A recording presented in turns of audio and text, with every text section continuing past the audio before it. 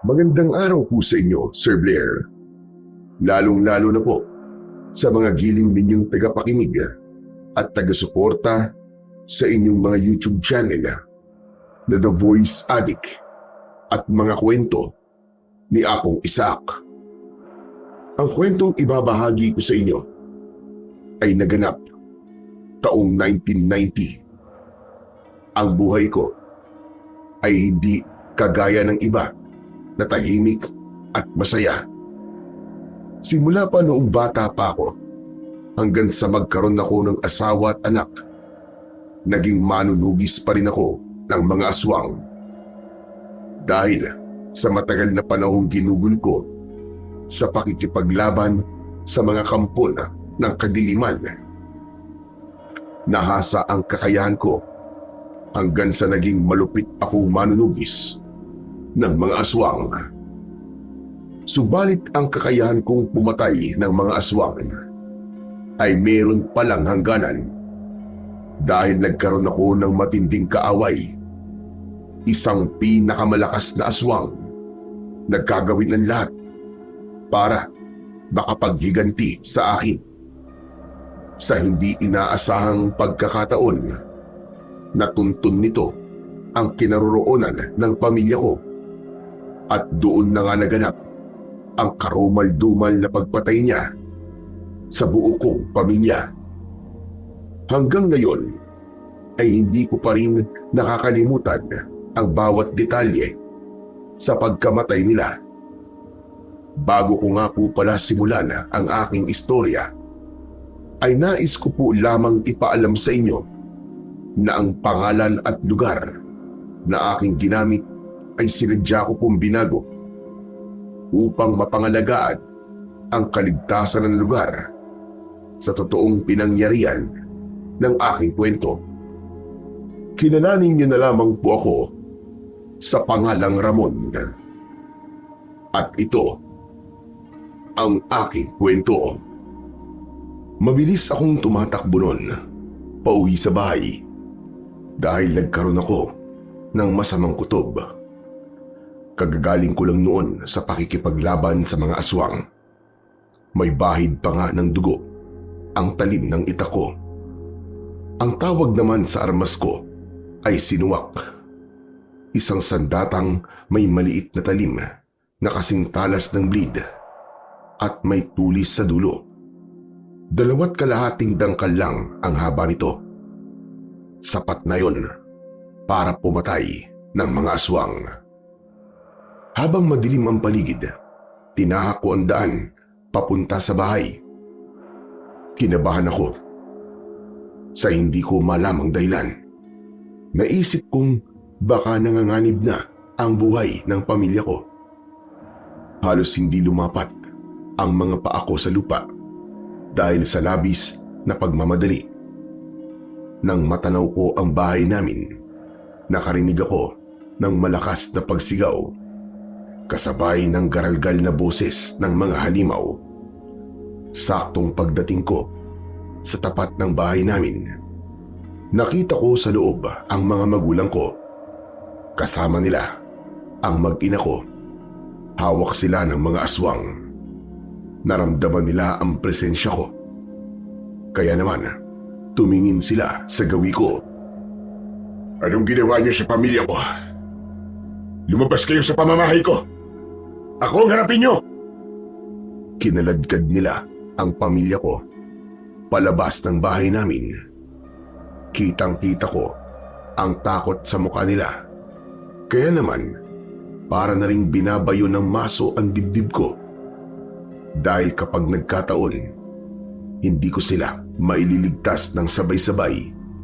Idagdag pa na sa bawat isa sa kanila ay may aswang na nakabantay at nakatutok sa kanilang leeg ang matutulis na kuko. Pinaluhod ang pamilya ko sa lupa, paharap sa akin. Nagpunta naman sa unahan ng hanay nila ang pinakapinuno ng mga aswang.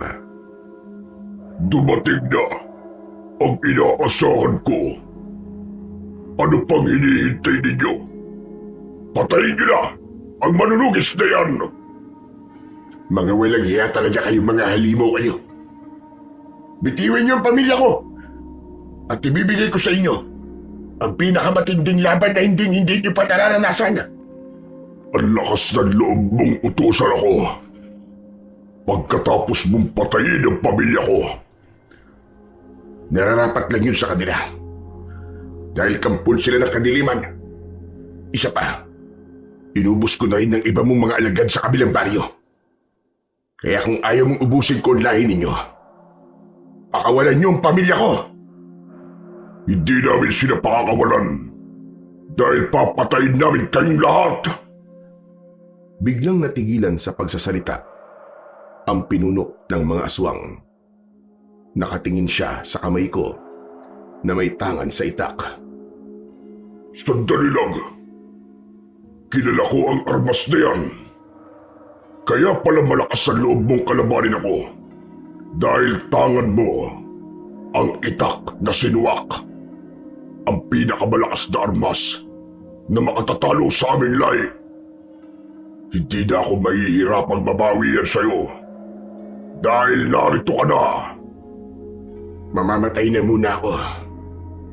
Bago mo makuha ang sandata kong ito.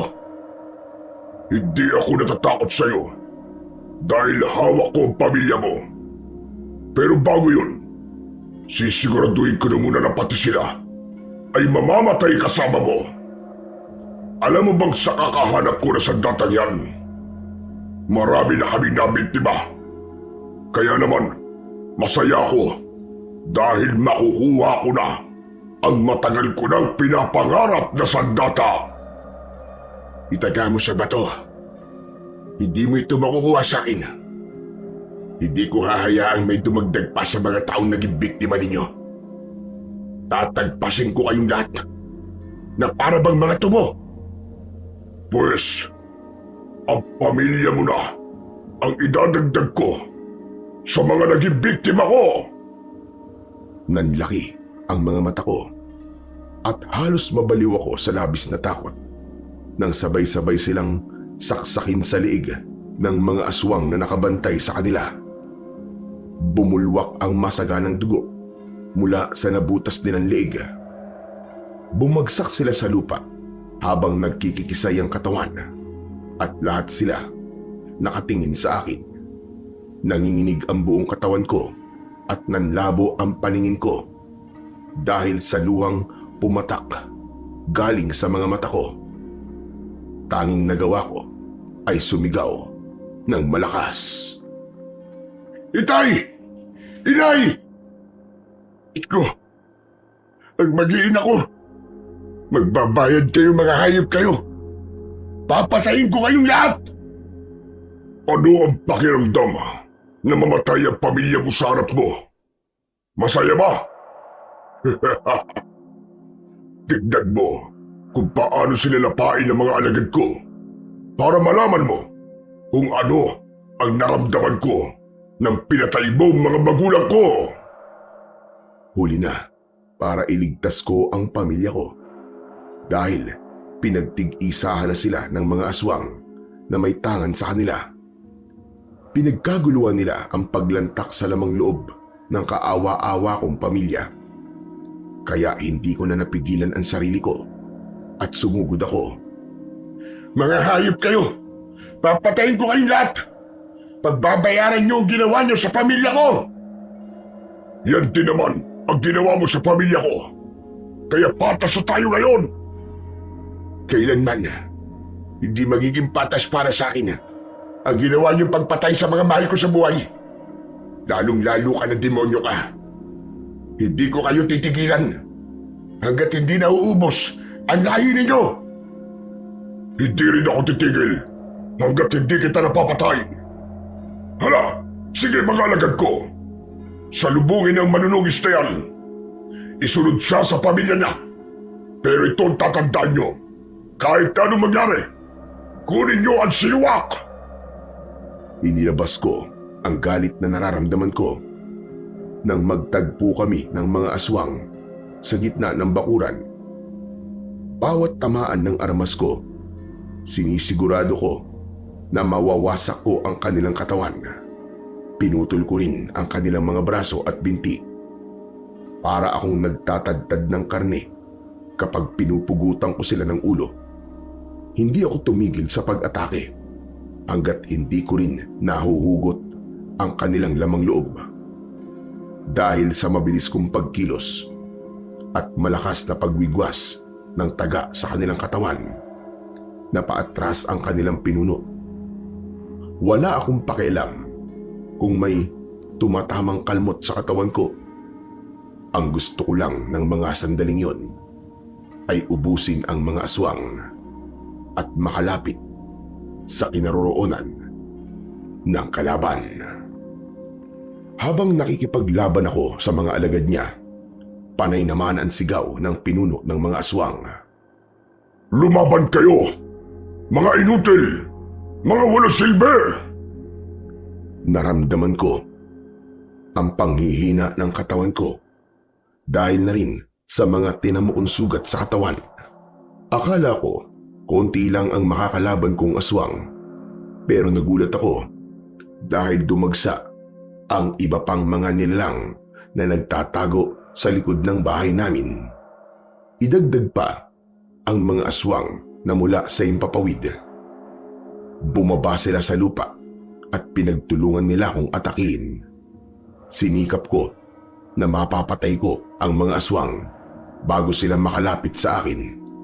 Dahil doon, dismayadong nagwala ang pinuno ng mga aswang. "Mga inutil talaga kayo! Isang tao lang yan! Bakit nahihirapan kayo? Ang dami ninyo! Isang tambak kayong mga tanga!" "Manang-mana lang sa'yo ang mga alagad mo!" "Hindi maaari. Kailangan may gawin ako. Sige mga alagad ko, patayin niyo ang manunugis na yan!" Dahil sa pagdagsa ng mga kalaban ko, hindi ko naiwasan ang pagtama ng kanilang kalmot sa likod ko. Nanghina ako at hindi na halos makalaban sa kanila. Itinukod ko sa lupa ang itak ko para may lakas akong tumayo. "Ano? Nasaan ang tapang mo? Nasaan na?" Hindi ko maigalaw ang braso ko. Natadtad ng kalmot ng mga aswang. Mula sa himpapawid, bumaba pa ang iba pang mga halimaw. Lahat sila umaangil habang nakatingin sa akin. Mas lalo silang naging agresibo nang maamoy nila ang dugo ko. Doon, napaatras ako ng hakbang. "Hala, sige mga alagad ko! Kainin na ninyo ang laman loob ng hayop na manunugis na yan!" Kahit masama ang lagay ng katawan ko, hindi ko hinayaang may makalapit sa akin na aswang. Iwinasiwas ko ang sandata ko para walang makalapit. Habang abala naman ako sa pag-iwas sa kanilang mga pag-atake, naghanap naman ako ng direksyon na pwede kong madaanan sa pagtakas. Nang makahanap ako ng pagkakataon, tumakbo ako ng mabilis sa kakahuyan. Yun ang kauna-unahang pagkakataon na tumakbo ako sa isang labanan.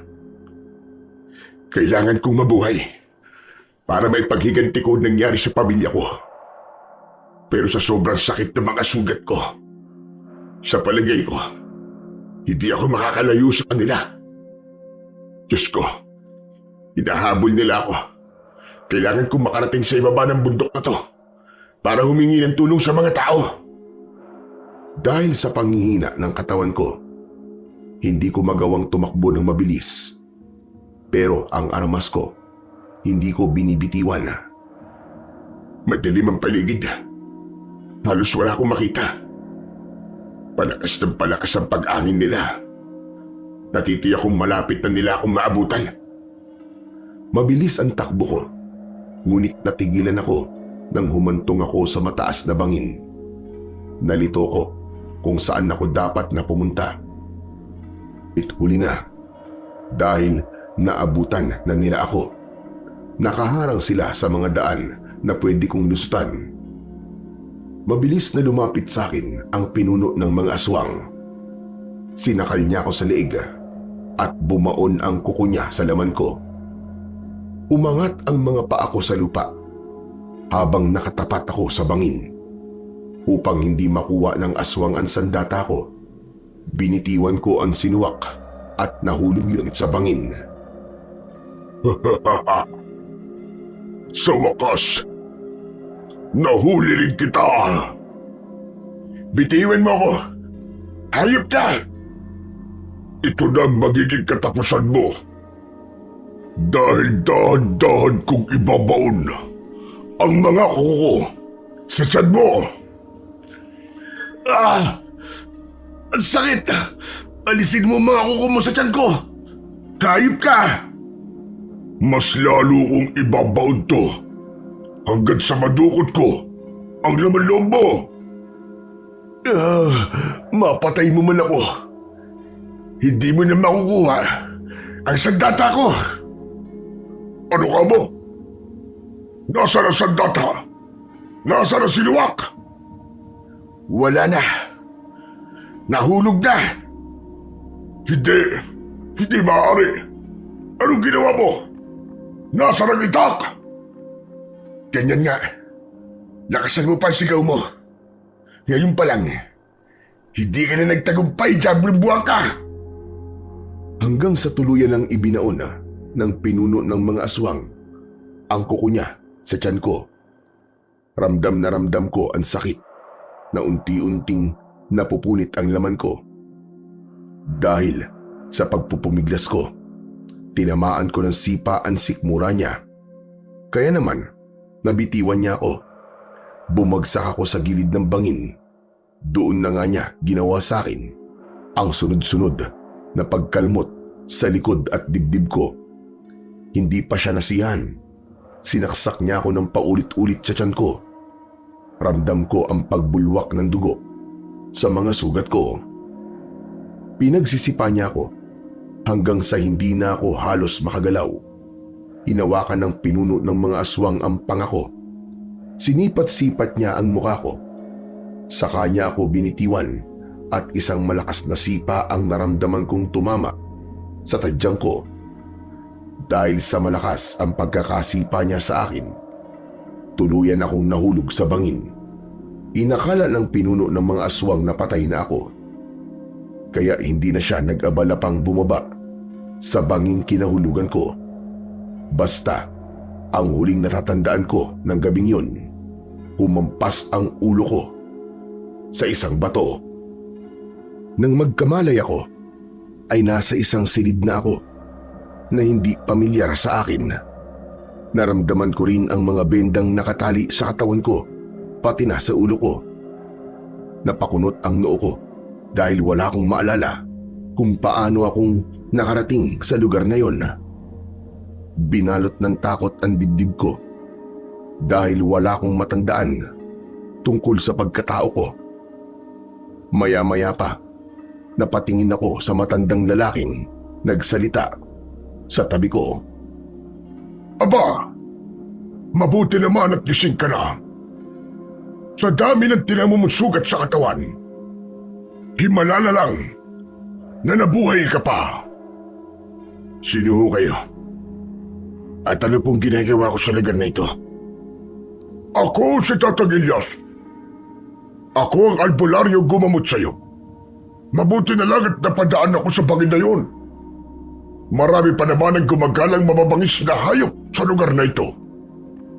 Mabangis na hayop? Bangin? Ako ang nagligtas sa'yo sa bangin. Nag-aagaw buhay ka nang makita kita roon. Ang akala ko nga'y patay ka na. Halos naliligo ka sa sarili mong dugo. Ano ba nangyari sa'yo? At nahulog ka sa bangin na yun? Dahil sa tanong na yun, ng matandang lalaki na si Tatang Ilyas, napaisip ako kung ano nga ba ang nangyari sa akin. Kung paano ako nagkaroon ng maraming sugat sa katawan. Bakit hindi ka makasagot, Amang? Mas lalong lumikot ang mga mata ko sa biglang pagtatanong na yun ni Tatang Ilyas. Kinabahan ako at mas lalong napuno ng takot ang dibdib ko dahil kahit isang detalye tungkol sa pagkatao ko ay wala talaga akong maalala. Tatang, wala ho akong maalala. Hindi ko po alam kung sino ko at kung ano ang ginagawa ko sa lugar na ito. Napatitig si Tatang Elias sa mukha ko na para bang sinusuri niya kung nagsasabi ba ako ng totoo o hindi. Isipin mong mabuti kung sino ka. Wala po talaga akong maalala, Tatang. Itong benda ko sa ulo ko, pati ng mga sugat ko sa katawan. Kahit isa po sa mga to, wala po akong matandaan kung saan ko po ito nakuha. Diyos ko, baka napasama ang pagkakahampas ng ulo mo sa bato. Tulungan niyo po ako, Tatang Elias. Anong gagawin ko? Baka may pamilya po ko na naghahanap sa akin. Huwag kang mag-alala. Magtatanong-tanong ako sa mga karatig baryo. Baka may masagap akong impormasyon tungkol sa iyo. Salamat po. Mag-iingat po kayo. Dahil baka may dahilan kung bakit nangyari po ito sa akin at kayo naman ho ang mapahamak. Kapag magaling ka na, ay dadaling kita sa bangin kung saan kita natagpuan.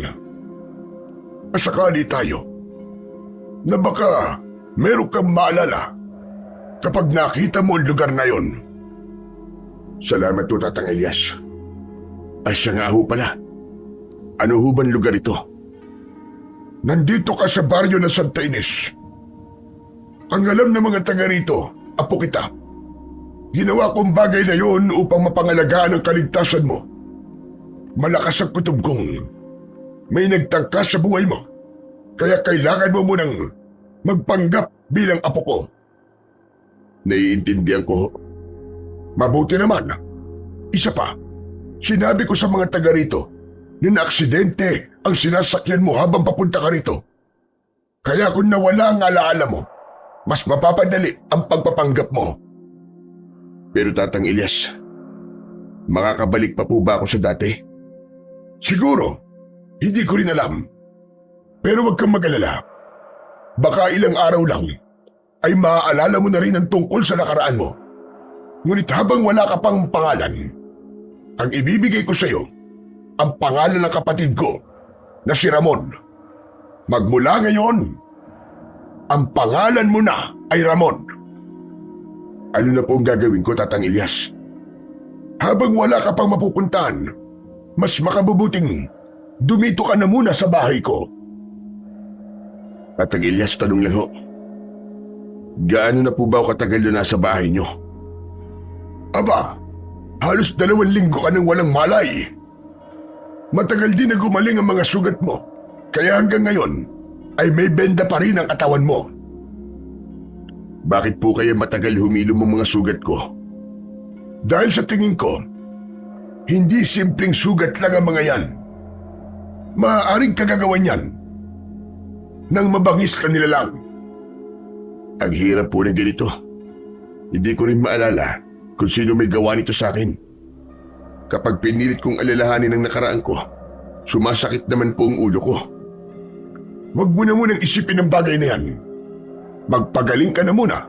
Saka na natin pag-usapan ang tungkol sa nakaraan mo. Tatang Elias, maraming salamat po talaga sa pagkakaligtas niyo sa akin. Huwag mo nang alalahanin yon. Ang mahalaga, nagkamalay ka na. Dito ka muna magsisimula ng panibago mong buhay. Para bang may mabigat na bagay ang dumagan sa dibdib ko nang sabihin yon ng matanda.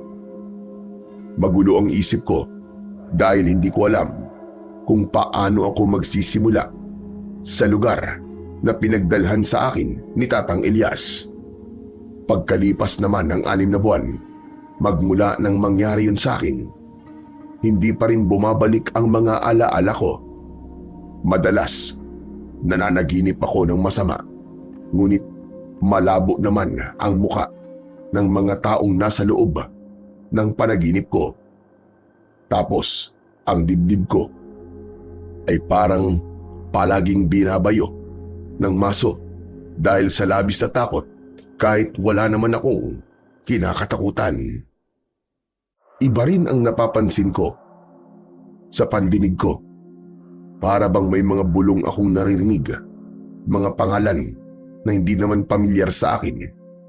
Minsan naman pakiramdam ko, merong matulis na bagay na unti-unting bumabaon sa tiyan ko. Kahit wala naman akong nakikitang patalim. Kaya may pagkakataon na nagugulat talaga ako. Pero si Tatang Elias, mas lalo niya akong inalagaan at hindi niya ako binabayaan. Magmula rin nang mapadpad ako sa bahay ni Tatang Elias, kilala na ako ng mga tao at sanay na rin ako sa mga ugali nila.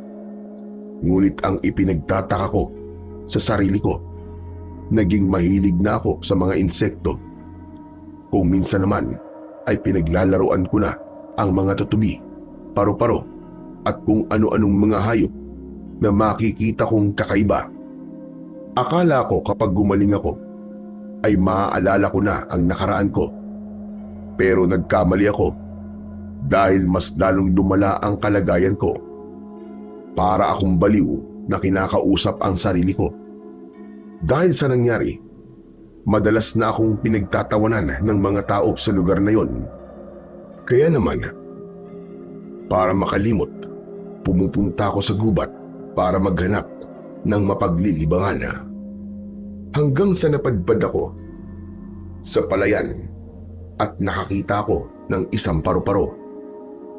Huli ka! Akala mo makakatakas ka sa akin, ano?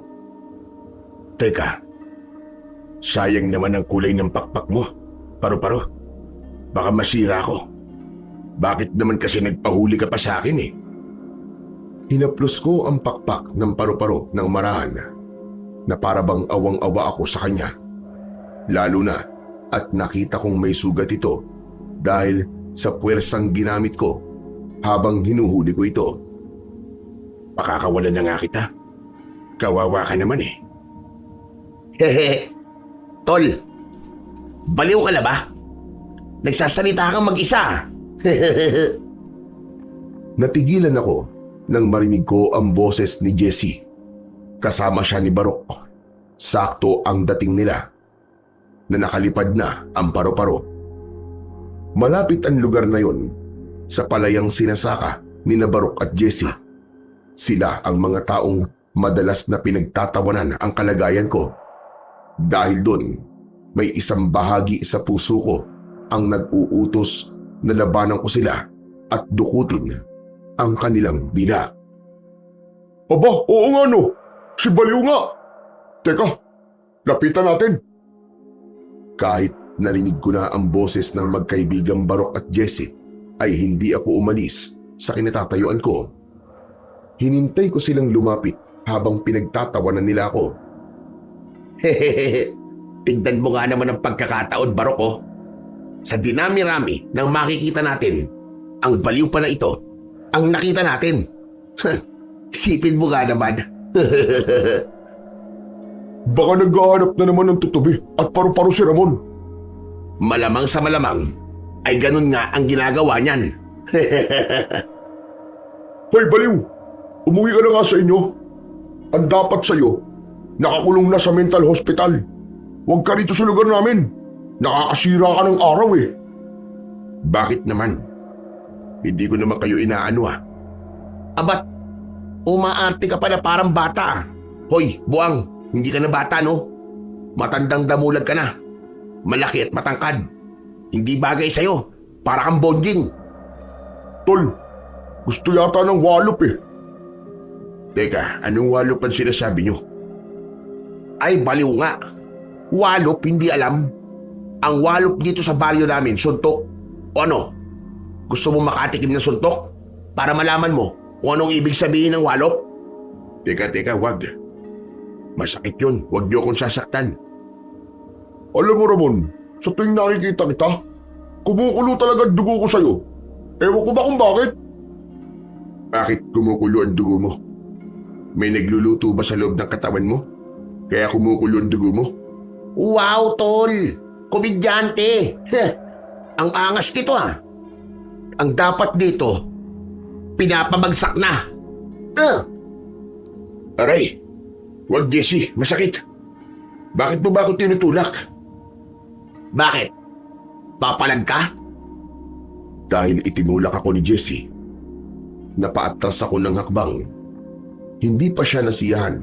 Malakas niya akong binalya. Dahil doon, nawalan ako ng balanse. Natumba ako at may naupuan akong malambot sa lupa. Kasunod ng pag-alingasaw ng mabahong amoy. Teka, ano yun? Ang baho ah. Anak ng putya, tol! Si Ramon! Dinurog ang dumi ng kalabaw! Kaya hindi ka nasaktan sa pagkakabagsak mo sa lupa. Dahil sinalo ka pala ng kutsyon. Ang sama ninyo. Grabe! Ang baho nga! Dismayado kong hinawakan ang puwet ko at talagang dumikit doon ang dumi ng kalabaw. Napangiwi ako dahil sa amoy nito. Pero naging dahilan naman yun para tigilan ako ni Barok at Jesse. Yun nga lang, halos namumula na ang kanilang muka dahil sa labis na tuwa. Tumatawa sila ng malakas habang tinatawag nila akong baliw. Hindi ako baliw. Nagkakamali kayo. Tumayo ako at umalis sa lugar na yon. Dumaan ako sa ilog para linisan ang sarili ko. Nag-iisip na rin ako ng paraan kung paano ko maililihim kay Tatang Elias ang ginawa sa akin ni na Jesse at Barok. Nahihiya na rin naman ako sa matanda dahil madalas itong nahihirapan ng dahil sa akin. Habang abala ako sa paglilinis sa katawan ko, narinig ko ang sit-sit mula sa likuran ko. Paglingon ko, nanlaki ang mga mata ko. Isang banakon o king cobra ang padila-dila habang nakatayo at nakatingin sa akin. Agad itong tumaklaw sa akin pero naging maagap ang pagsalo ko sa leeg niya. Sa hindi malamang dahilan, nabali ko ang leeg ng ahas at agad na namatay sa mga kamay ko. Hindi lang ito ngayon nangyari sa akin. Ang makita ang kakaibang bilis ng kamay ko. Para bang hindi galaw ng isang normal na taong walang alam sa pakikipaglaban. Natigilan ako kaya hindi ko namalayang tinangay na pala ng agos ng tubig ang salawal ko. Hinabol ko yun, ngunit masyadong malakas ang agos ng tubig. Hindi ako marunong lumangoy dahil maging yon ay hindi ko maalala. Pero nang makarating ako sa malalim na bahagi ng tubig, nagtaka ako dahil nagawa kong maikampay ang mga kamay at paa ko. Nagawa kong makatawid sa kabilang pampang ng ilog. Yun nga lang, hindi ko nagawang habulin ang salawal ko. Saglit akong nagpahinga sa gilid ng ilog at nag-isip kung paano ko nagawa ang bagay na yon. Maaaring nawalan niya ako ng alaala. Ngunit ang mga kakayahan ko, hindi nagbago. Isang malalim na buntong hininga ang pinakawalan ko. Saka ako napatingin sa itsura ko. Pambihira naman kamalasan to. Paano ako makapaglalakad nito? Tsak na pagtatawanan na naman nila ang itsura ko. Ay nako, ano ba kasing kasalanan ko? At nangyayari ito sa buhay ko? Tumingin ako sa natitirang saplot ko sa ibaba. Manipis pa ang tela at ang damit ko naman hapit sa katawan ko. Naisip ko na hubarin na lang ang t-shirt ko at yun ang gagamitin kong pantaklob sa pang-ibabang bahagi ng katawan ko. Kaya lang, sa pag-ahon ko sa ilog, sakto naman na merong dumaan na kalalakihan at mga dalaga. Nagkagulo sila hindi para maawa sa akin, kundi para pagtawanan ang itsura ko. May nagsabi pa na malala na raw ang tama ko sa utak. Nagsimula ang ganong kaisipan ng mga tao tungkol sa pagkatao ko dahil nalaman nilang napabagok ang ulo ko sa bato. Kaya ang alam nilang lahat, baliw talaga ako. Yun na rin ang naging tingin ko sa sarili ko. Akmasa nang tatakbo na ako pauwi sa bahay nang marinig ko ang malakas na sigawan ng mga tao sa unahan ng aking daan. Tumakbo na rin ang mga kababaihan at kalalakihan papunta sa pinagkakaguluhan ng mga tao. Hindi ko na sana papansinin ang pinagkakaguluhan nila. Kaya lang ay narinig ko ang boses ni Tatang Elias. Dahil doon, nagpasya akong lumapit sa umpuhan ng mga tao.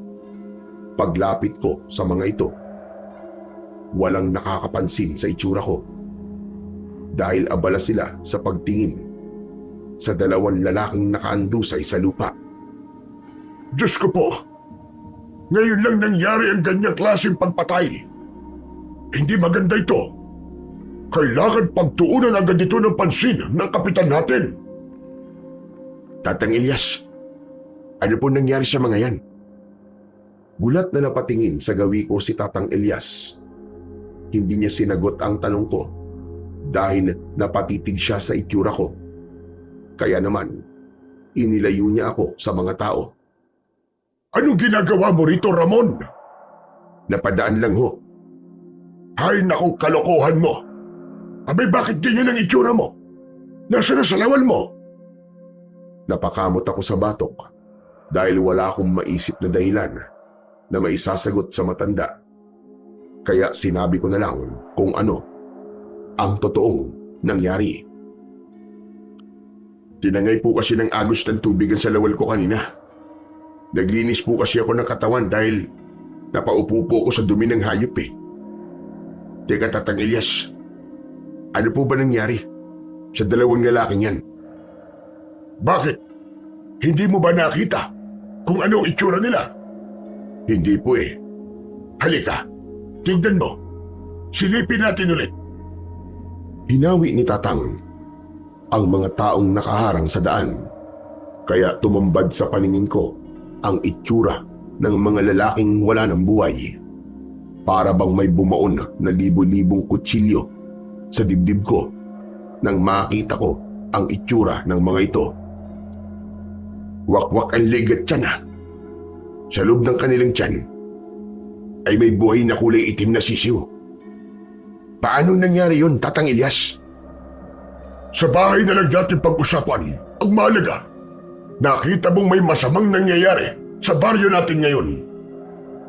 Mukhang ngayon lang din po ito nangyari sa baryo niyo, Tatang Elias. Tama ka, Ramon. Ngayon nga lang ito nangyari.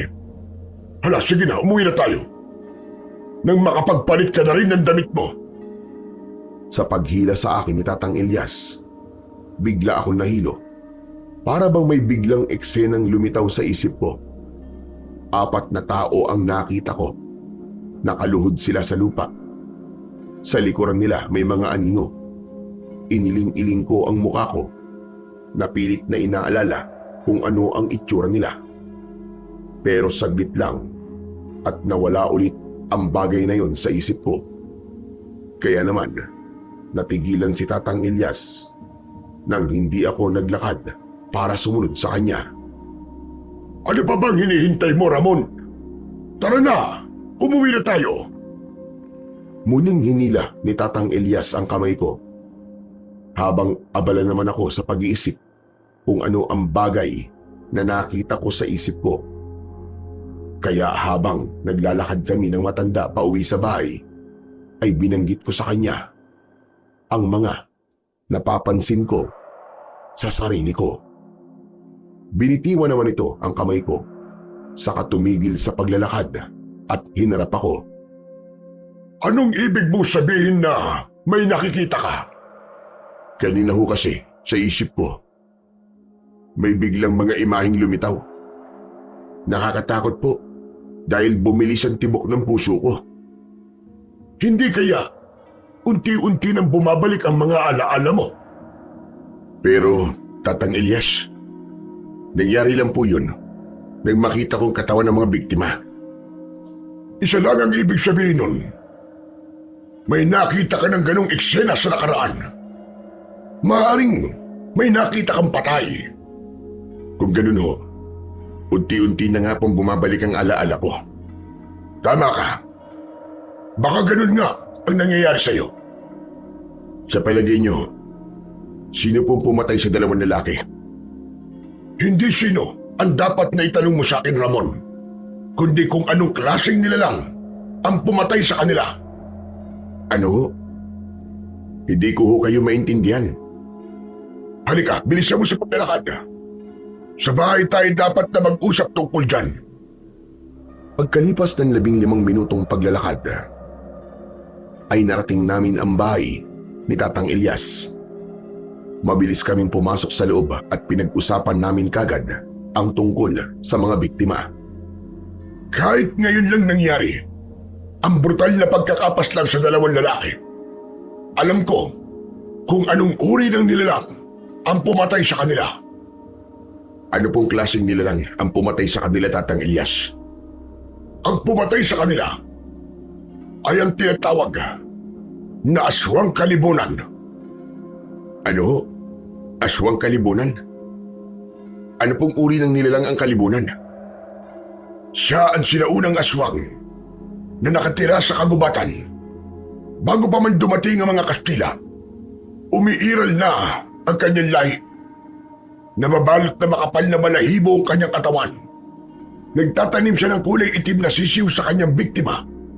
Ganon din ang ginagawa niya sa taong gusto niyang hawaan ng pagiging aswang. Kung ganun po, ang mga sisiw na nakita ko sa tiyan ng mga biktima ay palatandaan na kalibunan nga ang totoong pumatay sa kanila. Tama ka. Marami ang hindi nakakaalam sa mga taga rito na totoong may kalibunan sa baryo namin. Ano po ang kakayahan ng aswang na kalibunan? Kaya niyang lumipad. Mahirap din siyang makita sa dilim dahil masyado siyang mabilis kumilos.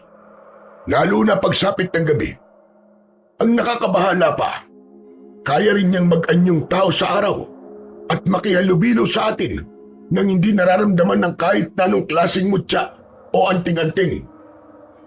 Ang ibig niyo ho ba sabihin walang sandatang makapapatay sa kalibunan? Merong armas na makakatalo sa kalibunan. Isang talim na nagtataglay ng kapangyarihang may kinalaman sa sungay ng hayop. Kaya lang, bibihiran sandatang yun. Ano pong klaseng sandata? Isang uri ng itak na tinatawag na sinuwak. Ang itsura ng talima ay tuwid na may tulis sa dulo, ngunit ang lapad ay halos kasing sukat ng daliri. Paano po yun naging makapangyarihan? Dahil gawa yun sa sungay ng Kalabaw, ibig sabihin nun, para sa kalibunan, sungay ng hari ng kadiliman. Kinatatakutan niyan sa datang yun dahil manghihina siya. Sa oras na tamaan siya ng talim nito, hindi niya mapapagaling ang sugat niya. Paano po yun makakapatay ng aswang? Sa pamamagitan ng pagpugot sa ulo niya gamit ang sinuwak, mapapatay na ang kalibunan. Pero saan naman po makakahanap ng ganong klaseng sandata? Meron dati ang kapatid kong si Ramon, kaya lang matagal na akong walang balita sa kanya. Ang totoo niyan, hindi talaga ako taga rito. Napadpad lang ako rito para hanapin siya. Ngunit nabigo ako. Hanggang sa tuluyan na lamang akong nanirahan dito sa loob ng maraming taon. O ganun ho, malabong makahanap tayo ng sinuwak. Kung may aswang po sa lugar na to, manganganib ang buhay ng mga tao rito. Paano po kung walang sandatang sinuwak? Paano maililigtas ang mga tao? Kayang ipagtanggol ang mga tao laban sa kalibunan. Kung ang lalaban sa kanila ay malakas ang loob at kayang pugutin ang ulo ng mga aswang, yun ang pangunahing kahinaan ng kalibunan. Kaya lang, sa bilis kumilos ng nilalang na yun, imposibleng mangyari yun. Paano naman po kung mahusay din ang taong papatay sa kanila kahit walaan sinuwak? Kung mangyayari yun, saka lang mapapanatag ang loob ko. Pero Tatang Elias, sino naman kaya ang haharap sa mga kalibunan para lumaban sa kanila Baka pag nakita ang mukha ng kalibunan, kahit matapang pa, abay baka maduwag din. Yun nga ang inaalala ko, Ramon. Siya nga pala. Kumusta na ba ang pakiramdam mo ngayon? Hindi pa rin po magandang kalagayan ko, Tatang Elias. May pagkakataon po na nagbabago ang kilos ko. Kagaya ngayon, matino akong kausap. Minsan naman po, para akong baliw. Ay nako, hindi ko na talaga alam kung anong gagawin sa'yo. Katulad kanina, sabi mo may nakikita kang mga imahe na hindi mo maintindihan. Hindi kaya biktima ka ng aswang na kalibunan? Ano? Paano niyo naman po nasabi ang bagay na yan? Dahil sa mga sugat mo noon. Diyos ko, bigla naman po akong nag-alala. Nakapag-aalala talaga yan, lalo na at may namatay na. Paano po? Kung pinatay sila ng kalibunan ng dahil sa akin, baka po may posibilidad na totoo sila sabi niyo tungkol sa mga aswang at na-discover nilang buhay pa ako. Hindi tayo sigurado kung yun nga ang dahilan kung bakit nangyayari to. Pero mag-iingat ka pa rin. Bawasan mo munang lumabas-labas ng bahay. Hinawakan ni Tatang Elias ang balikat ko, saka ito lumabas ng bahay. Naiwan naman akong natitigilan sa mga narinig ko. Nang maramdaman ko ang lamig sa katawan ko, saka lang ako pumasok sa loob ng silid para magpalit ng damit. Pagsapit ng gabi ay hindi ako dinalaw ng antok. Pabaling-baling ako sa higaan dahil hindi mawala sa isip ko ang mga pinag-usapan namin ni Tatang Elias. Kaya naman, bumangon ako at lumapit ako sa bintana. Madilim na ang paligid at tanging mga kulisap na lamang na panggabi ang naririnig ko. Ramdam ko rin na natutulog na rin ang matanda sa kabilang kwarto. Maya-maya pa ay napansin ko ang nag-iisang alitap-tap na napahiwalay sa kanyang mga kasama. Dala ng pagiging mausisa ko sa mga bagay na hindi naman gawain ng may matinong pag-iisip. Sumunod ako sa alitap-tap. Dumaan ako sa bintana habang hindi ko inaalis ang paningin ko sa insektong lumilipad. Teka, sandali lang. Hintayin mo ako, alitap-tap. Sa kakasunod ko sa alitap-tap, dinala niya ako sa gitna ng kakahuyan. Nagulat pa ako dahil malayo na pala ako sa kinaroroonan ng bahay namin. Pero dahil sa kagustuhan kong mahuli ang alitap-tap, hinabol ko pa rin ito at pilit kong inaabot ang mababa niyang paglipad. Pero bigla akong natisod sa bagay na nakaharang sa dinaraanan ko. Diretso ang pagbagsak ko sa lupa at natigilan ako nang maramdaman ko na parabang tao ang dinaganan ko. Kasunod ng malagkit na likidong dumikit sa kamay ko. Dahil madilim, hindi ko agad napansin kung ano ang bagay na yon. Maya-maya pa ay may naamoy akong malansa. Tumayo ako at pinagmasdan kong mabuti ang bagay na nadaganan ko. Ganun na lamang ang panlalaki ng mga mata ko nang tumambad sa paningin ko ang isang lalaking nakahandusay sa lupa. Duguan, wakwak ang tiyan, wasak ang leeg at wala ng buhay. Sa loob ng kanyang tiyan, naroroon ang kulay itim na sisiw. Kinabahan ako dahil alam ko na kung anong uri ng nilalang ang pumatay sa bagong biktima. Kalibunan. May kalibunan sa paligid. Sigurado kung siya may gawa nito. Hindi ako dapat narito. Bakit ba ako pumunta rito? Nag-aalala akong napatingin sa paligid. Napansin ko ang itak sa bewang ng lalaki. Mukhang nanggaling pa sa trabaho ang biktima bago siya pinatay ng kalibunan. Kinuha ko ang itak sa bewang niya bilang panigurado na may magagamit akong armas laban sa aswang. Tumayo ang mga balahibo ko sa katawan at naglakad pa ako papunta sa dulo ng daan. Mabuti na lang at lumitaw ang liwanag ng buwan nang mapadpad ako sa talahiban. Maya-maya pa ay napansin ko ang isang kubong nakatayo sa gitna ng talahibан. Gawa yun sa kubon at kawayan. Hindi ako maaaring magkamali. Ito ang bahay ni Nanang Iska. Yung bulag na lola ni Jessie. Iisipin ko sanang baka si Lola Iska ang aswang na kalibunan.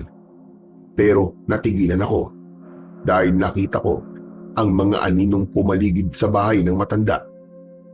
Nanginginig ang tuhod ko at napakuyom ang mga kamao ko habang mahigpit kong hawak ang itak.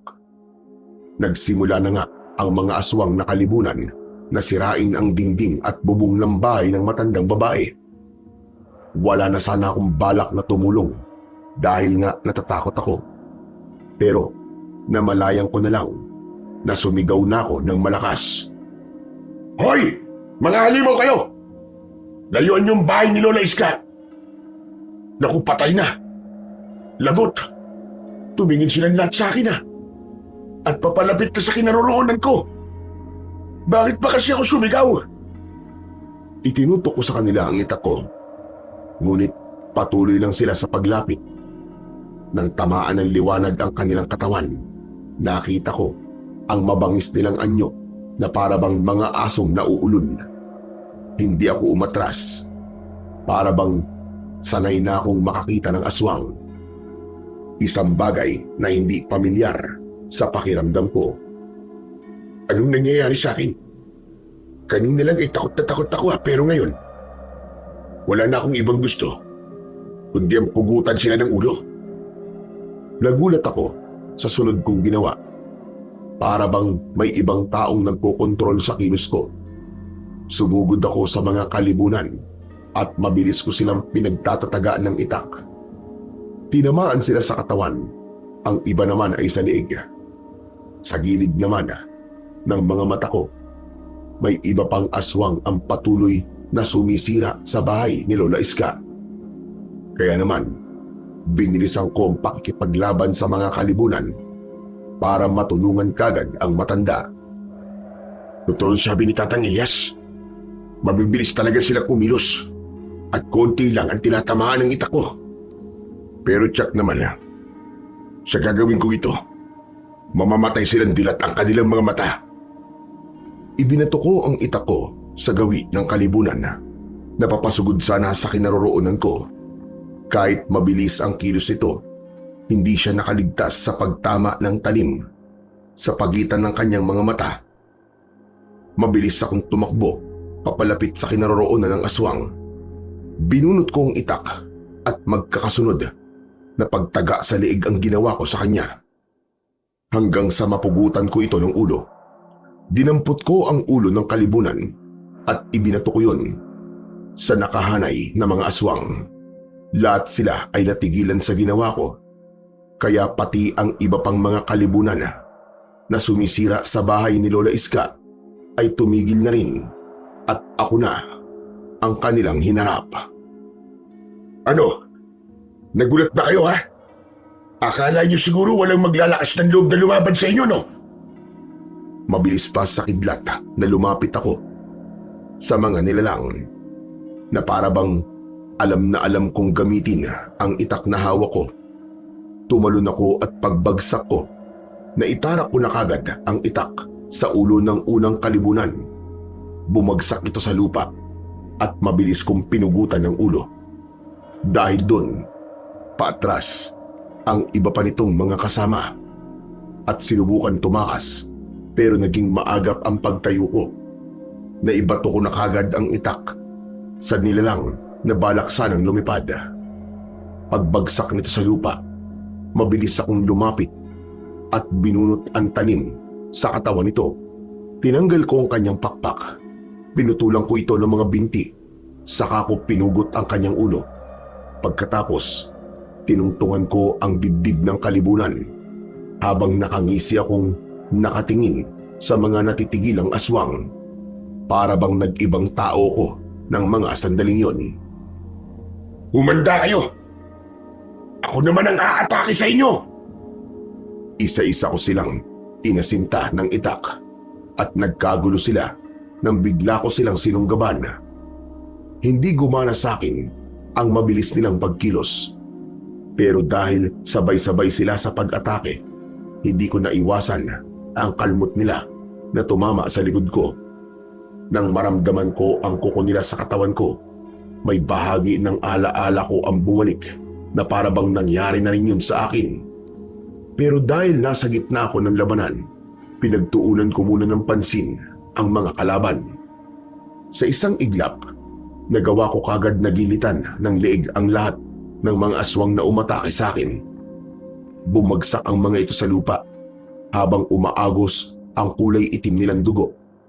Ang ibang aswang naman na nagtangkang sumugod sa akin ay agad kong pinatamaan ng patalim ng itak sa noo. Saka ko nilapitan ang mga ito at isa-isa kong tinanggalan ng ulo. Dahil abala ako, hindi ko namalayan na merong natirang kalibunan. Lumitaw ang pakpak nito sa kanyang likuran at tahimik na lumapit sa akin. Bigla kong naramdaman ang pagbaon ng kuko niya sa balikat ko, kasunod ng pag-angat ng paa ko sa lupa. Aray ko! Hayop kang impakto ka! Susubukan mo pa akong dagitin, ha? Itinarak ko ang itak sa dibdib niya. Tumulo ang kanyang dugo sa mukha ko at meron na namang isang bahagi ng alaala ko ang biglang bumalik. Para bang nangyari na rin yun sa akin nang maramdaman ko ang sakit. Para bang sinaksak na rin ako ng kuko ng aswang. Nasigurado ko ng mga sandaling yon na muntik na rin akong mabiktima ng kalibunan sa nakaraan ko. Bitiwan mo ako, hayop ka! Siguro, kayo naging dahilan kung bakit nawalan ako ng alaala. Kaya inulit ko ang pagsaksak sa aswang na nakakapit sa balikat ko. Huli na para maisip ko na mataas na pala ang lipad ng kalibunan. Kaya nang sinaksak ko siya, nabitiwan niya ako at nahulog ako. Tumama ang katawan ko sa punong pinagbagsakan ko. Humampas ang ulo ko sa sanga bago ako tuluyang bumagsak sa lupa. Napaigik ako sa sobrang sakit. Kasunod ko ring bumagsak sa lupa ang kalibunan. Ilang di pa lang ang layo nito sa kinahihigaan ko. Doon nagsimula ang pagbalik ng isang alaalang matagal ko nang nakalimutan. Hindi. Hindi. Paano ko nakalimutan ng bagay na yun? Diyos ko, naalala ko ng lahat. Ang mga aswang na yun, pinatay nila ang buong pamilya ko. Napatingin ako sa gawin ng aswang na kalibunan. Habang naghihingalo ito, dinampot ko ang itak sa lupa at nilapitan ko ang aswang. Niluhuran ko siya sa dibdib. Hayop kang demonyo ka. Ngayong naalala ko na ang ginawa ng mga kalahi mo sa pamilya ko.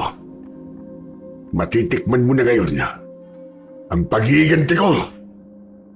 Ubod lakas kong itinarak ang itak sa leeg ng kalibunan.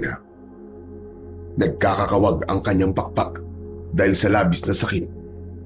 Pinaikot-ikot ko yon at ibinuhos ko ang matinding galit. Pinugutan ko siya ng ulo at hindi pa ako nasiyahan. Inalisan ko rin ito ng mga binti at braso.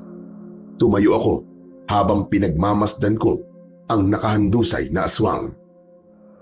Kaya pala kahit wala akong maalala, ay nagawa ko pa rin makipaglaban sa inyo. Dahil dati na pala tayong magkalaban. Humanda ka sa aking hayop ka. Humanda din sa akin ang pinuno nyo. Hahanapin ko siya. Isinusumpa ko. Dahil bumalik na ang mga alaala ko, nagtungo ako sa lugar kung saan ako dating nakatira.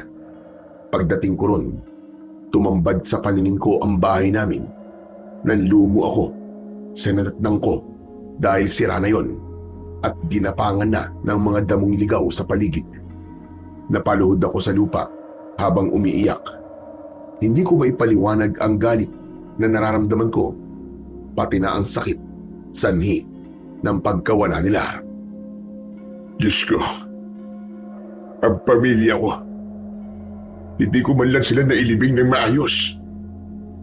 Hindi ko alam kung saan ko hahanapin ang puntod nila.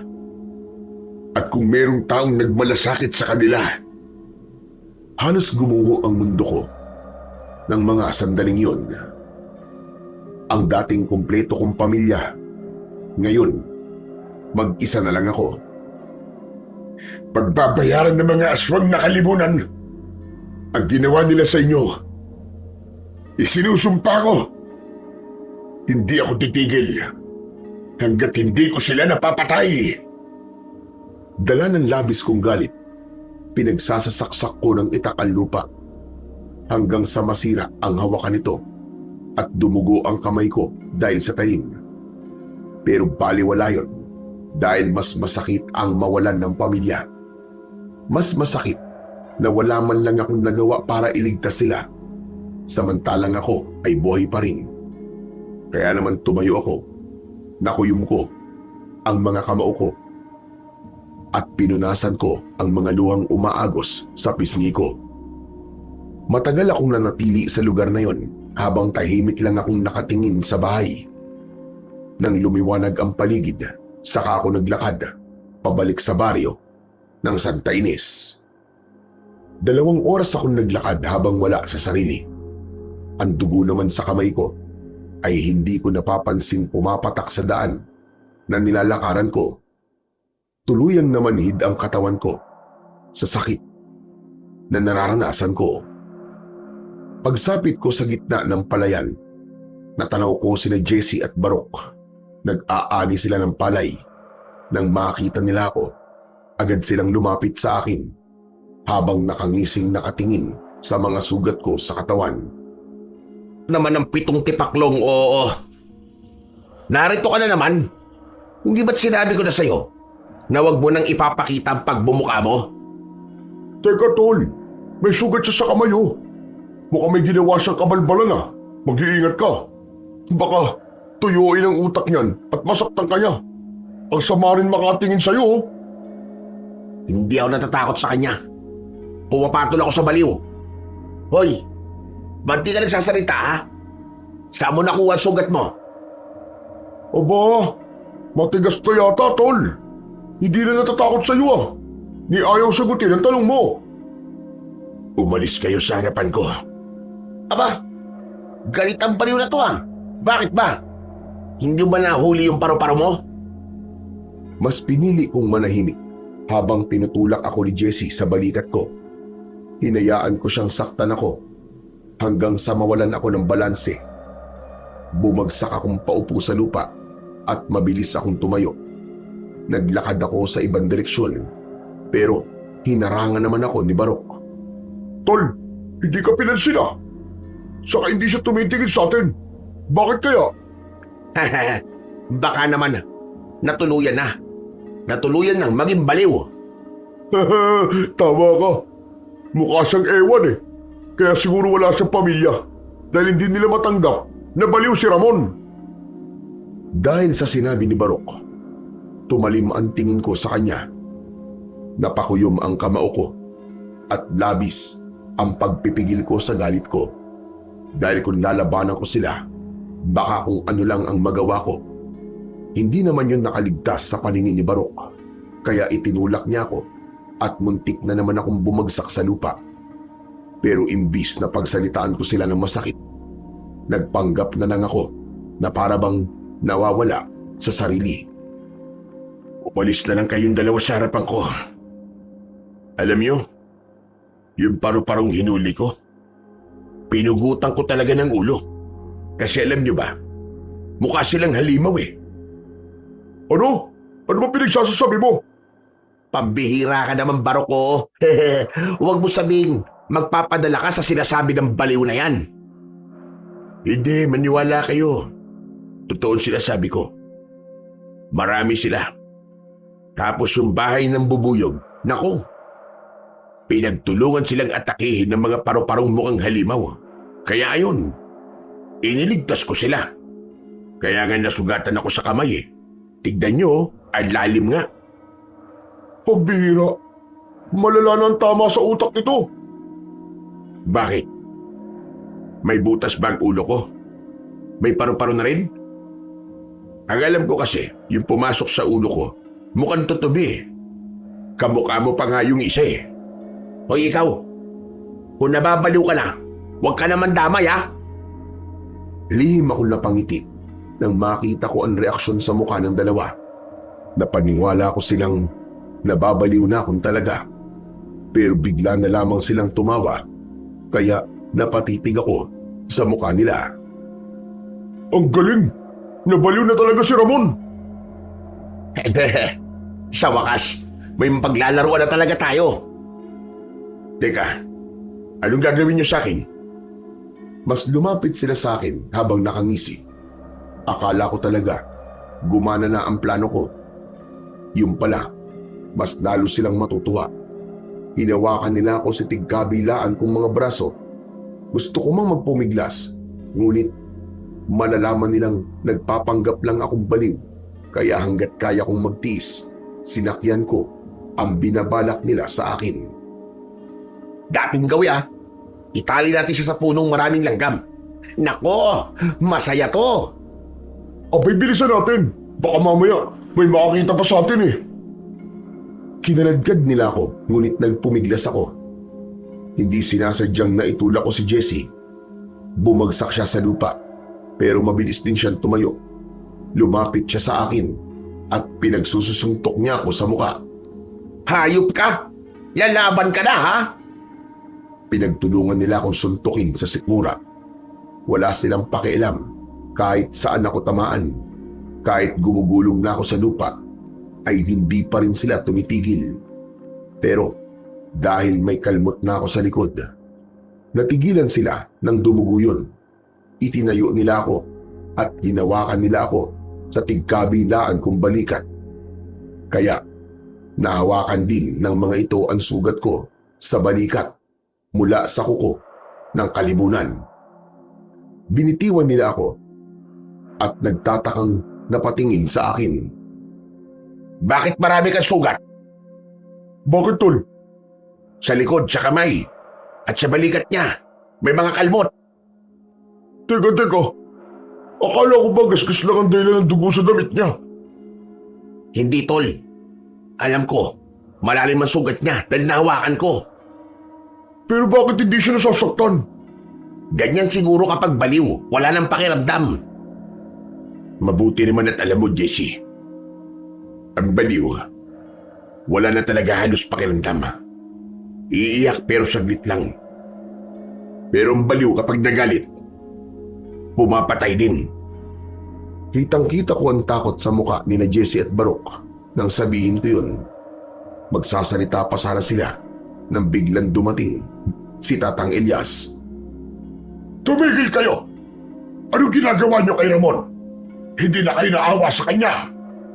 Bakit naman po kami maaawa sa kanya? Baliw na yung apo niyo eh. Sabi pa nga niya, walang pakiramdam ang taong wala na sa sariling katinungan.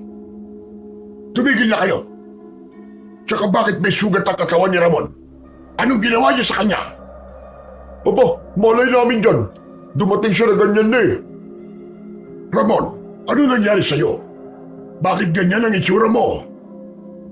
Sana ako, nang bigla naming narinig ang sigawan ng mga tao. May umaalalay kay Lola Iska sa paglalakad. Sa huli ang nito, may mga kalalakihang usong-usong ang mga napatay kong kalibunan. Si Jessie ang agad na lumapit sa matanda nang makilala ito. Matagal nang nagsosulo sa buhay si Lola Iska. Hindi siya pinapahalagaan ng pamilya niya at dinadalhan na lamang siya ng pagkain 2 beses sa isang linggo. Kaya gulat na gulat si Jessie nang makita ang mga tao.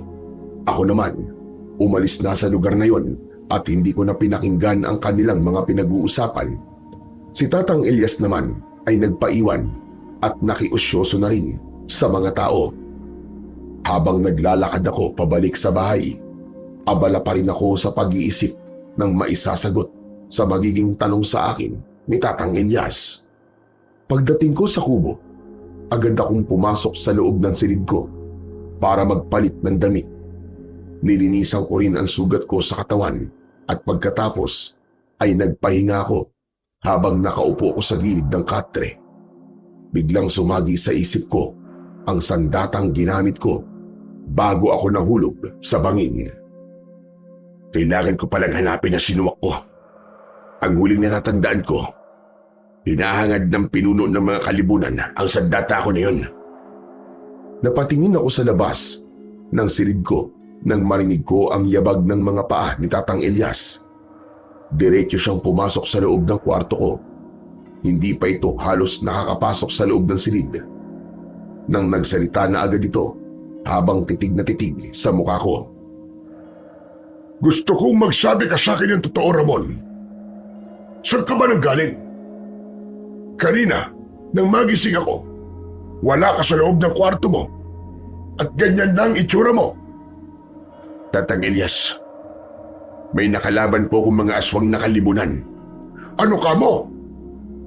Kaya ba may mga sugat ka sa katawan? Ganun na nga ho. May hinabol akong isang alitap-tap at nakarating ako sa kinaroroonan ng bahay ni Lola Iska. Ibig sabihin, ikaw yung sinasabi ni Iska na taong nagligtas sa kanya. Oo, Tatang Elias. Pero batay sa pagkakarinig niya, sa pakikipaglaban mo, kahit hindi niya nakikita ang ginagawa mo, sigurado raw siyang mahusay ang taong tumulong sa kanya. Hindi ko alam kung sasabihin ko ba sa matanda na bumalik na ang alaala ko. Para bang may bahagi sa isip ko ang nagsasabi na mas makabubuting wag ko na lang ipaalam kay Tatang Elias. Hindi ko rin alam kung paano ko itatanong sa kanya kung may nahanap din ba siyang itak sa tabi ko nang matagpuan niya ako sa bangin. Lahat ng iyon pinag-iisipan kong mabuti dahil kapag nagkamali ako, marami ang madadamay. Kaya naman, inilihis ko ang aming pinag-uusapan. Yun na nga ho ang gumugulo sa isip ko, Tatang Elias. Hindi ko alam kung paano ko tinalo ang mga aswang na yun. Diyos ko, alam mo bang sa ginawa mong ito, makakarating sa pinuno ng mga kalibunan ang ginawa mo sa mga alagad niya? Malalagay ang buhay ng mga tao rito sa panganib. Hindi ko naman ho yun sinasadya, Tatang Elias. Ipinagtanggol ko lang naman po ang sarili ko. Bahala na. Kailangan mo ngayon na magdobling ingat. Lumabas si Tatang Elias sa silid ko, ngunit hindi mawala sa isip ko ang mga sinabi niya. Maya-maya pa ay merong dumating na pasyente si Tatang Elias. Kaya naman, nagpasya muna akong mahiga sa katre habang naririnig ko ang boses ng mga tao sa sala. Kausap nila ang matanda. Sugatan ba ka mo? Aba, kailangan nga magamot kagad sila. Pero nasaan ba sila? Iniwan ko po sila doon sa may bahay. Hindi po kasi nila kayang maglakad dahil sa mga tinamo nila sugat sa katawan mula sa mga lalaking nanloob sa mansyon ko. Abay, teka. Saan ka ba nakatira? Ngayon lang kasi kita nakita rito. Ako po si Arnulfo, ang bago nagmamayari sa malaking poultryhan na nakatayo sa tuktok ng bundok. Nabili ko na po kasi ang lupay na yon. Abay, ganun ba? Pero malayo yun dito ah. Mahihirapan na akong pumunta ron. Huwag po kayong mag-alala, Tatang.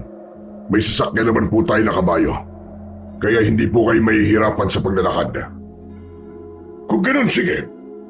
Ngayon na ba tayo aalis? Opo. Medyo malalim po ang sugat ng mga kasama ko. Kaya dapat po na maagapan. Teka, wala po ba kayong maisasamang isa pa? Para naman po may makatulong kayo. Biglang tumigil ang tibok ng puso ko nang marinig ko ang tanong ng lalaking nagngangalang Arnulfo. Mabuti na lang at hindi sinabi ni Tatang Elias ang tungkol sa akin. Kaya naman, umalis ang mga ito na hindi ko man lang nakita ang itsura ng bisita ni Tatang Elias. Pagsapit ng gabi, wala pa rin si Tatang Elias. Kaya naman kinabahan na ako at nagpasya na akong sunduin ito para hanapin ang kinaroroonan ng lupain ni Arnulfo. Mabilis akong naghanap ng itak na magagamit kong sandata kung sakaling may makasalubong ako ng mga aswang na kalibunan. Ngunit sa paghahanap ko, hindi sinasadyang nasagi ko ang baul at natanggal ang takip nito. Nakita ko sa loob ang isang pamilyar na kagamitan. Napakunot ang noo ko, kaya hinawakan ko ang itak. Teka, sa akin to ah. Paano itong napunta rito? Malinis at halatang iningatang mabuti ang itak na sinuwak. Napalunok ako ng laway nang maalala ko ang unang pagkikita namin ni Tatang Elias. Wala siyang nababanggit tungkol sa sandatang pag-aari ko. Pero dahil mas nangingibabaw ang pag-aalala ko sa matanda, isinantabi ko muna ang mga katanungan sa isip ko at mabilis kong itinali ang tali ng kaluban nito sa bewang ko.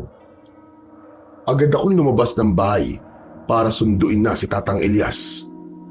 Dahil ganito rin ang pakiramdam ko, bago brutal na pinaslang ang pamilya ko, malalaki ang hakbang ng mga paa ko na tinahako ang daan papunta sa masukal na kakauyan. Ngunit pagdating ko ron, bigla akong nakarinig ng pamilyar na boses. Bok, anong ginagawa natin dito? Umuwi na tayo. Panigurado, walang aswang dito. Ano ka ba naman, tol? Pagkakataon na natin kumita ng malaking pera. Itay ng buhay na kalibunan. Tiba-tiba na tayo. Pero, narinig mo naman, di ba? Kung anong sinabi ni Lola Iska, mapanganib sila. Mabilis at mabangis. Baka tayo naman na mapahamak. Hindi tayo mapapahamak. Kaya nga nagdala ako ng asin at itak eh. Kaya huwag ka na maingay dyan. Maghintay na lamang tayo dito. Kahit ilang minuto pa. Pero 2 oras na tayo dito, di ba? Nakapaghintay ka nga ng 2 oras eh. Ngayon ka pa ba uuwi? Pero natatakot na ako eh. Naalala ko kasi ang sinapit ng biktima sa kamay nila. Tol, maniwala ka. Malaking pera matatanggap natin kapag nakahuli tayo ng aswang. Narinig mo naman, di ba? Yun ang sinabi ni Kapitan. Merong ahensya daw ng gobyerno na magbabayad ng malaking halaga sa mga taong makakahuli sa mga aswang. Ay nako, bahala ka na nga. Mula sa pinagtataguan kong likod ng puno, narinig ko ang pinag-uusapan nila. Nakita ko rin na hawak nila ang kanilang karit na ginagamit nilang panggapas sa palay. Wala silang kaalam-alam sa panganib na naghihintay sa kanila kung sakaling makakita sila ng mga aswang na kalibunan. Anong ginagawa nila rito? Mapapahamak sila rito. Nga ako, nagkamali. Dahil mula sa impapawid, narinig ko ang malakas na pagaspas ng pakpak. Napatingala rin sina Barok at Jessie sa langit at gano'n na lang ang takot nila nang bumaba sa lupa ang isang aswang na kalibunan. Nagtulakan ang magkaibigan kung sino ang unang aatake sa nilalang na nakatayo. Ilang dipa ang layo sa harapan ng mga ito. Umalis na kayo! Ano ba? Bulong ko sa sarili ko habang hindi ko inaalis ang tingin sa kinaroroonan nila. Mabilis akong umikot sa kabilang panig ng kakauyan para mailigtas ang 2 bugok. Sa bilis ng pangyayari, nalapitan agad ng kalibunan ang kinaroroonan ng magkaibigan at sabay silang sinakal nito. Umangat ang kanilang mga paa sa lupa. Sabay balibag sa kanila. Bumagsak ang mga ito sa lupa at nabitiwan ng mga ito ang kanilang mga sandata. Hinugot ko ang itak sa bewang ko at mabilis akong lumapit sa mga ito. Tangka na sanang aatakihin ulit ng kalibunan ang 2 nang bigla akong humarang sa harapan ito at 2 beses kong tinaga ang leeg ng aswang. Lumipad ang napugot nitong ulo sa kinaroroonan ng magkaibigan. Natulala ang mga ito nang makita nila ako, pero hindi kami nagkaroon ng pagkakataong mag-usap dahil lumitaw ang maraming aswang sa likuran ko. Sabay nila akong inatake. Mabuti na lang at naging mabilis ang kilos ko. Para akong hangin na nakipaglaban sa mga aswang at nasasabayan ko ang mabilis nilang pagkilos. Lahat sila pinugutan ko ng ulo. Hindi pa ako nasiyahan. Pinutol ko rin ang mga kamay at binti nila. hanggang sa mamatay sila. Nang maubos ko ang mga kalibunan, bumalot ang dugo sa katawan ko, kaya natakot sina Barok at Jesse nang lumapit ako sa kanila. Ikaw? Paano nangyari yun? Kung ganon, ikaw ang pumatay sa mga kalibunan na umatake sa bahay ni Lola Iska? Diyos ko, isa ka palang malupit na manunugis ng aswang. Ako nga, dahil nagbalik na ang alaala ko. Napakahusay ng ginawa mo. At lahat ng aswang na umatake sa'yo, tinanggalan mo ng ulo nang walang kahirap-hirap. Sa ngayon, hindi yun ang mahalaga. Ang iniisip ko yung kaligtasan yung dalawa. Ano bang ginagawa niyo rito? Patay na ba kayo? Sa kabila ng mga ginawa namin sa'yo, iniisip mo pa rin ang kaligtasan namin. Oo, dahil mahalaga ang buhay niyo. Hindi ko hahayaan na meron na namang mamatay dahil sa mga aswang na kalibunan. Hala, grabe. Hindi ako makapaniwalang matino ka na rin magsalita. Biglang nagbago ang pagkatao mo ah. Talagang nagbalik na ako sa katinoan ko. Isa pa, huwag din na ulit isusugal ang buhay niyo nang dahil lamang sa pera. Kung ganon, kanina ka pang nasa paligid at narinig mo mga pinag-uusapan namin? Ganun na nga. Kaya umalis na kayo dahil mapapahamak lamang kayo rito. Dahil sa pagkakaligtas mo sa buhay namin, Ramon, bigla tuloy akong nahiya sa'yo. Ako rin. Matagal ka namin pinaglalaruan. Panan mo pala kami. Baka ganyan din ang nangyari sa amin. Napugutan din kami ng ulo. Napakabuti mo. Salamat, Ramon. Utang namin ang buhay namin sa'yo. Kaya nga sa susunod, huwag kayong mga hamak ng tao na merong pinagdadaanan. Dahil baka dumating ang araw kung sino pang hinahamak ninyo ay siya pa pala ang magliligtas sa buhay ninyo. Oo, Ramon. Tatandaan namin yan. Magsasalita pa sana ako nang bigla kong narinig ang boses ni Tatang Elias mula sa likuran ko. Nagulat ako dahil tagtad ng sugat ang matanda. Maraming kalmot ito sa katawan at nangihina. Mabuti na lang at bago matumba ang matanda ay nasalo ko na siya. Mabilis kong ibinalik ang itak sa bewang ko bago ko kinausap si Tatang Elias na lumapit sa kinaroroonan namin sina Barok at Jesse. Tatang Elias, ano po nangyari sa inyo? Nakatakas lang ako, Ramon. Alam na nila. Nabuhay ka. Ramon, anong sinasabi ni Tatang Elias? Kaninang umaga, sinundo siya para gamutin ang sugatang tauhan ng lalaking nagngangalang Arnulfo. Pero kinabahan ako na hindi pa umuwi si Tatang Elias. Yun pala, nasa panganib na pala siya. Naku, mabuti na lang pala at nakatakas kayo, Tatang Elias. Oo, Barok. Nalaman ko. Mga aswang sila. Ramon, muntik na nila akong patayin nang marinig ko ang pinag-uusapan nila. Ramon, ang mabuti pa, iuwi na muna natin si Tatang Elias sa bahay nyo. Baka nakasunod sa kanya ang mga kalibunan. Dahil sa sinabing yun ni Jesse, pinagtulungan naming alalayang maglakad si Tatang Elias. Pero dahil nag-aalala kami na baka puntahan kami sa bahay ng mga aswang, inalok ni Barok ang bahay nila. Doon daw ay ligtas kami. Tumulong sila sa aming dalawa ni Tatang Elias hanggang sa magamot ang mga sugat ng matanda. Maya-maya pa ay sinimulan ko na ang pagtatanong sa kanya. Saan ko po matatagpuan ang kuta nila, Tatang Elias? Sa itaas ng burol, malapit sa bahay ni Iska.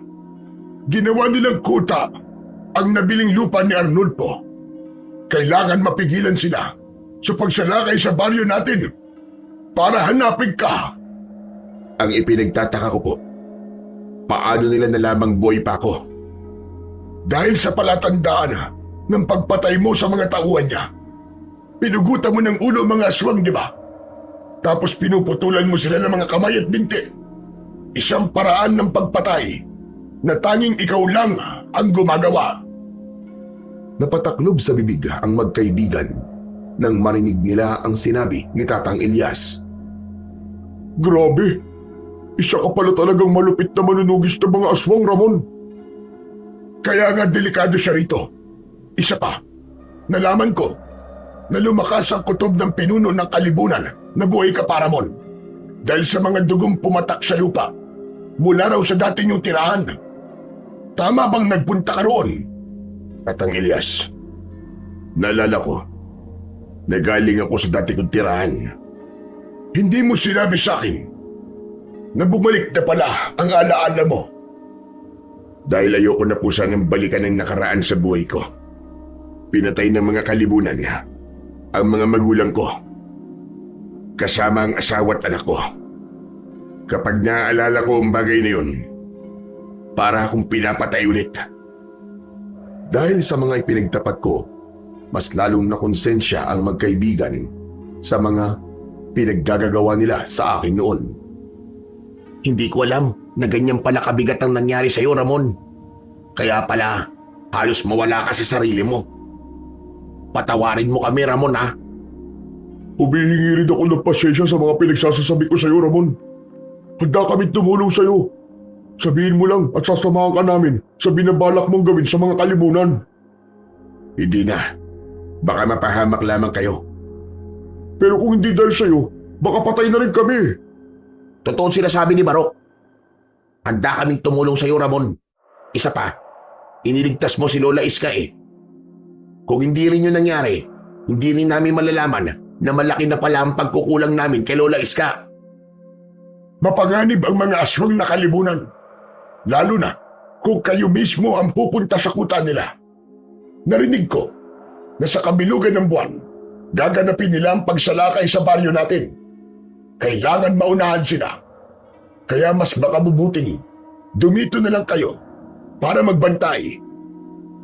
Handa po ako mamatay, Tatang Elias. Dahil nakasalalay rin po rito ang kaligtasan ng pamilya namin ni Jessie. Mas makabubuti kung sumama na rin kami kay Ramon. Wala na akong nagawa nang mag-alok ng tulong sina Jessie at Barok.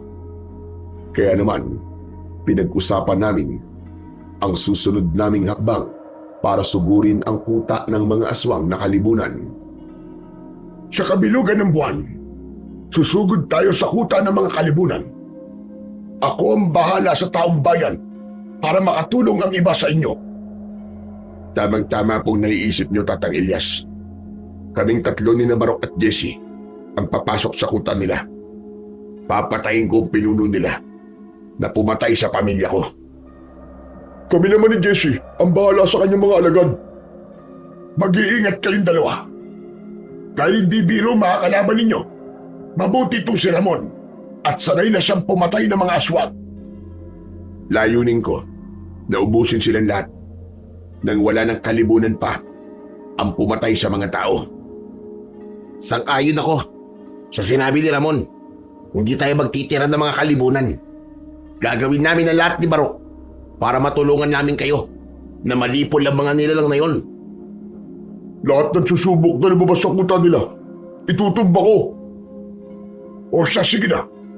Pagandaan natin ang paglusob sa kuta ng mga aswang. Sige o, Tatang Elias. Ngayon pa, na malinaw na sa akin kung sino ang totoong kalaban. Isa lang ang gusto natin mangyari. Malipol ang mga nilalang na yon at matigil na ang kasamaan nila. Sinang-ayunan namin ang sinabi ni Tatang Elias. Nang mga sumunod na araw ay nag-ensayo kami kasama sina Barok at Jessie. Tinuruan ko sila kung paanong humawak ng kanilang sandatang karet. Nalaman na rin ni Tatang Elias na nahanap ko na ang sandata kong papatay sa mga kalibunan. Ipinagtapat ko rin na hindi Ramon ang totoo kong pangalan, kundi Dante. Nagulat ako dahil hindi ko alam na sikat pala ang pangalan ko hanggang sa kanilang baryo. Dahil daw sa husay kong pakikipaglaban sa mga aswang ay ako raw ang dahilan kung bakit matagal nang hindi nakakapasok ang mga kalibunan sa baryo nila. Dahil sa baryo ko pa lang daw ay napipigilan ko na ang mga ito. Pero dahil nasanay na sila sa pagtawag nila sa akin na Ramon, yun pa rin ang naging pangalan ko. Isang gabi sa balkonay ay nilapitan ako ni Tatang Elias. Ramon, hindi ka ba magtatanong kung bakit hindi ko kagad sinabi sa iyo na hawak ko ang itak mo? Hindi na po mahalaga yun, Tatang Elias. Nagkakamali ka. Sapagkat mahalaga na malaman mo ang buong katotohanan. Ano pong ibig niyo sabihin? Ang kapatid na matagal ko nang hinahanap at nagmamayari sa pangalang Ramon, walang iba kundi ang lolo mo. Pamangkin ko ang tatay mo. Una pa lang kitang nakita at ang sandatan yan. Alam ko ng apo kita sa tuhod dahil apo ka ng kapatid ko. Nang malaman ko na pinatay siya ng mga kalibunan, nagalit ako. Nahuli na pala ako ng dating. Halos karatig baryo ko lamang palang kapatid ko. Pero sumuko na ako sa paghanap sa kanya. Sana ay nagkita man lang kami. Totoo po ba ang sinasabi ninyo? Oo. Patunay ang sinuwak. Dahil ako ang tunay na nagmamayari na sandatang sayo. Sandali lang. At may ipapakita ko sayo. Nang ipagtapat sa akin ni Tatang Elias ang tungkol sa totoo niyang pagkatao, natuwa ako dahil may pamilya pa pala ako. Pagbalik ng matanda, ipinakita niya sa akin ang larawan na hawak niya ang sinuwak. Bata pa siya noon. Black and white yun. Pero bawat detalye sa sandata ko, tugma sa itak na hawak nito. Malakas ang kutob kong pinaghahanap din yan ni Arnulfo. Dahil ang sandatan yan lang ang makapapatay sa kanya. Paanong ito po makakapatay? Hindi ka ba nagtataka na kahit mabilis ang kilos nila, natutuntun sila ng itak o nahagip kagad sila ng talim nito? Dahil may kakayahan ng itak na tukuyin ang presensya ng kalibunan. Kahit bitiwan mo pa yan, kusang hahanapin niya ang katawan ng mga aswang. Kaya pala wala silang takas kapag ito na po ang gamit ko. Kaya pakaingatan mo yung mabuti. Dahil sa oras na makuha yan ni Arnulfo, wala nang makakatalo sa kanya. Ramdam ko na simula talaga nang mapasakamay ko ang itak na sinuwak. Nag-iba ang lakas at ligsing taglay ko. Nagugulat din ako dahil gumagaan ang katawan ko at nagagawa ko ring sabayan ang bilis ng mga kalaban ko. Kaya nauunahan ko ang lahat. Isang gabi, dumating na ang oras ng kabilugan ng buwan. Yun ang hudyat ng pagsalakay namin sa kuta ng mga aswang. Nagtipon kaming lahat sa bahay ni Barok upang pagplanuhang mabuti ang aming plano. Ano? Handa na ba lahat sa gagawin nating laban sa mga aswang na kalibunan? Oo, Ramon. Handa na kami ni Jesse. Ako rin. Alam ko nang gagawin ko. Malakas ang kutob ko magtatagumpay tayo. Tandaan nyo, kapag nanganib kayo, huwag kayong magdadalawang isip na humingi ng tulong. Oo, Tatang Elias. Ramon, kapag malalagay sa panganib ang mga kasama mo, protektahan mo pa rin sila para hindi sila mapahamak. Huwag ho kayong mag-alala. Gagawin ko po ang lahat para humaprotektahan sila. Mabuti naman. Sige na, dali na natin ang mga gagamitin natin sa laban. Huwag din ninyong kakalimutan ang mga patalim ninyo. Magdala rin tayo ng mga asin. Nang magkaisa kami sa paglusob sa kuta ng mga aswang, inihanda ko ang sinuwak. Kanya-kanya kaming dala ng patalim. Nagdala rin ako ng isang supot ng asin. Nagpasya na kaming umalis at sinimulan ang paglalakbay patungo sa kuta ng mga kalibunan. Nanatili kaming handa at mapagmatsyag sa paligid. Saglit na huminto kami sa paglalakad. Kasama ang ilang kalalakihang nakiisa sa aming apat. Kapag nakarating na tayo sa kuta ng mga kalibunan, susugod kagad tayo sa kanila. Kung paliligiran man nila tayo, sabuyan natin sila ng asin. Alam nyo na ang mga gagawin kapag nagsimula na silang umatake sa atin. Sige po, Tatang Elias. Yun po talaga yung gagawin namin. Mga kasama, huwag kayong matatakot sa mga nilalang na yun. Isipin ninyong tayo ang dapat nilang katakutan dahil tayo ang tatapos sa kanilang buhay. Handa na ba ang lahat? Kung ganun, tayo na! Tara na mga kasama. Dahil ito na ang huling gabi nila sa mundong ito. Nang makarating kami sa kuta ng mga kalibunan, naging maingat kami sa mga kilos namin. Nagmatsyag kami sa paligid at napansin namin na tahimik ang lugar. Kaya nagpaiwan sa labas si Tatang Elias kasama ang mga lalaki. Kinabahan ako dahil para bang may hindi magandang mangyayari. Sinuyod namin ang loob nun hanggang sa biglang nagkaroon ng ingay sa paligid. Nagulat kami nang mapagtanto naming pinaliligiran na pala kami ng mga kalibunan. Nahulog kami sa patibong nila, kaya naman maigpit kong hinawakan ang itak ko at naging alerto sa paligid. Ganun din sina Barok at Jesse. Ang lakas ng loob ng pasukin ang kuta ko. May posibilidad na hindi na kayo makakalabas ng buhay dito.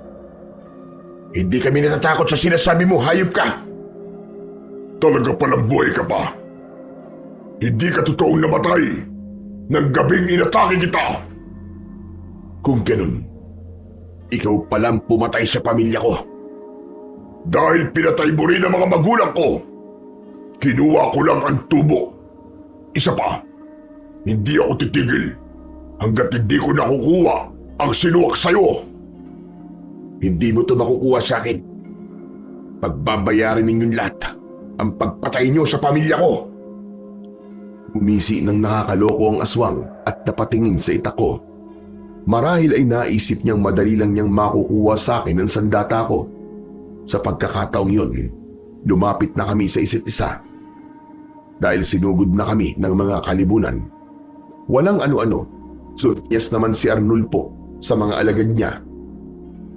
Saktong aatakihin naman ng isang kalibunan si Tatang Elias. Ibinato ko ang sandata ko. Bumaon yun sa likod ng aswang. Nagulat pa ako nun. Dahil lang tamaan siya ng patalim ko, ay hindi na siya nakagalaw at unti-unting lumuwa ang kanyang mga mata. Mabilis ko itong nilapitan para bunutin ang itak ko. Pinugutan ko siya ng ulo at pinagputol-putol ko ang kanyang mga kamay at binti. Galit na galit si Arnulfo dahil sa ginawa ko. Unti-unti nang nauubos sa mga tauhan ko. Kailangan may gawin na ako.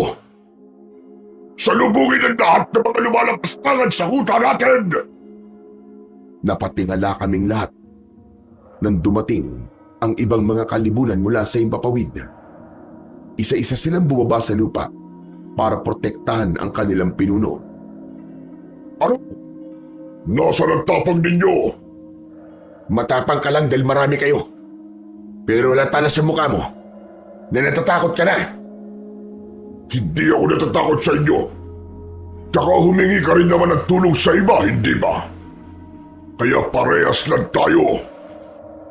Sa pangunguna ko, sumugod kami ng sabay-sabay sa mga kalibunan na papasugod na sa amin. Talim laban sa mga kuko ng mga aswang. Isa-isang may nalalagas sa amin, ganun din sa mga aswang. Napuno ng ingay ang kapaligiran dahil sa sigaw ng mga nasasaktan. Halos maubos na namin ang mga kalaban nang tumigil kami sa pakikipaglaban. Inang metro lang ang layo namin mula sa kinatatayuan ni Arnulfo. Nasa tabi niya ang natitira niyang mga alagad.